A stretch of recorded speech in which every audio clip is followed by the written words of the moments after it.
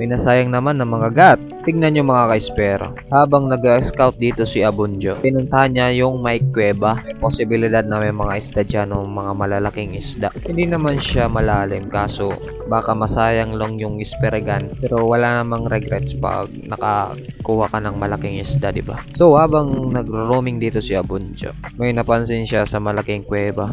Isang magagat, I think na mahigit 1 kilo na siya kasi malaki na. Nandito na guys, so tumatago lang siya sa ilalim ng bato, pumunta sa gilid. Tinamaan naman ni Abunjo kaso sa siyan tinamaan niya. No? Tignan nyo. Slow mo.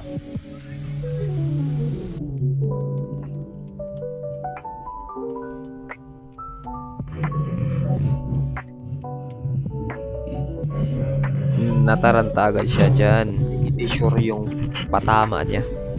Pagbunot niya ng kanyang shock, tigda na putol kasi ang lakas kasi ng mga gat, mahigit 1 kilo.